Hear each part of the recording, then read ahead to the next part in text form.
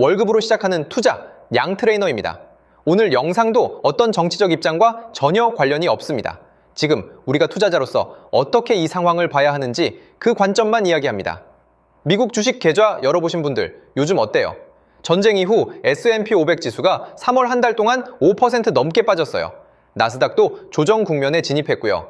지수만 보면 꽤 많이 내린 것 같은데 막상 내 계좌를 열어보면 생각보다 손실이 크지 않은 분들이 있을 거예요. 그 이유가 바로 환율이에요.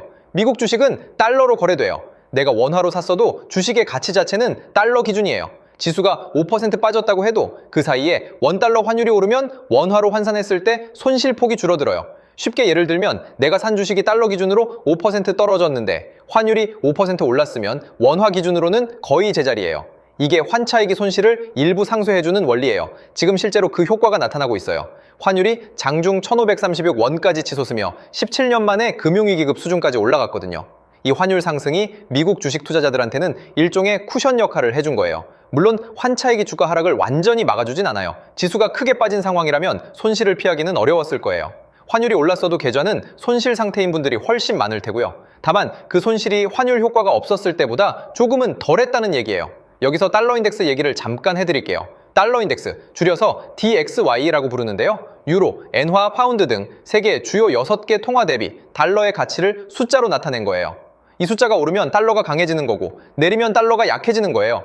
기준은 100이에요. 100이 넘으면 달러가 역사적 평균보다 강한 상태예요. 지금 이 DXY가 100 안팎에서 움직이고 있어요. 100이면 결코 낮은 수준이 아니에요. 그런데 여기서 중요한 부분이 있어요. DXY 100이면 달러가 그렇게까지 강한 것도 아닌 상황인데 원달러 환율이 1520원을 훌쩍 넘었어요. 이게 무슨 뜻이냐면요. 달러 자체가 특별히 강해서가 아니라 원화가 굉장히 약해져 있다는 신호예요. 전쟁으로 외국인 투자자들이 국내 주식을 팔 거래일 연속 18조 원 넘게 팔아치웠어요. 그 달러가 다 빠져나가면서 원화 가치가 떨어진 거예요.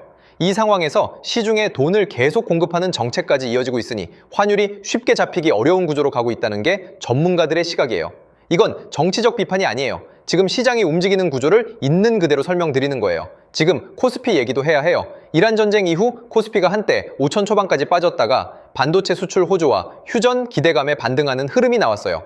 국내 주식 투자자분들에게는 분명히 긍정적인 움직임이에요. 실제로 삼성전자, SK하이닉스 같은 반도체 대형주들이 강하게 반등하면서 계좌가 회복된 분들도 있을 거예요. 근데 저는 여기서 한 가지만 짚고 싶어요. 코스피가 올랐다고 해서 그 기쁨을 온전히 즐기기 전에 환율도 같이 봐야 해요. 코스피가 5% 올라도 환율이 5% 오르면 내 자산이 달러 기준으로는 제자리인 거예요. 원화 자산의 가치가 그만큼 국제 기준에서는 하락하고 있을 수 있다는 뜻이에요. 이게 틀렸다는 얘기도 아니고 국내 주식이 나쁘다는 얘기도 아니에요. 다만 투자자라면 이 그림 전체를 같이 봐야 한다는 거예요. 그리고 한 가지 더, 요즘 유튜브에서 환율 상승이랑 코스피 상승을 연결해서 설명하는 분들이 많이 있어요.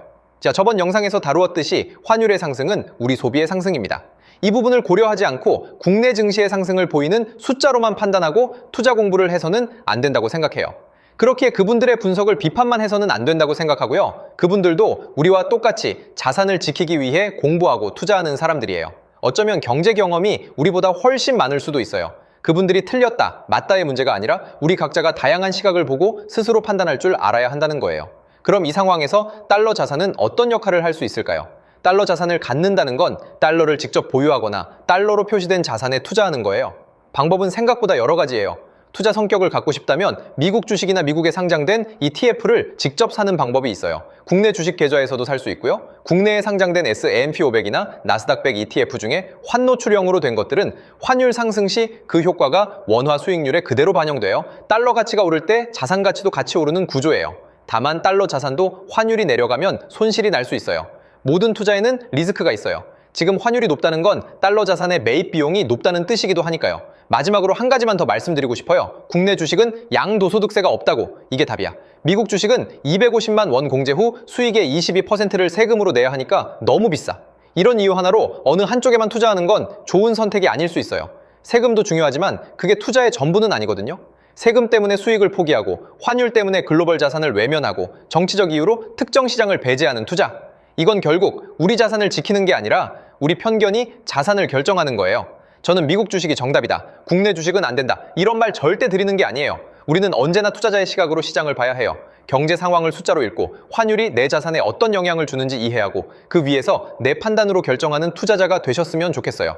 오늘 여기까지 이해됐다면 자연스럽게 다음 질문이 생길 거예요. 그 흐름 계속 가져가고 싶은 분들은 구독해 두시면 됩니다.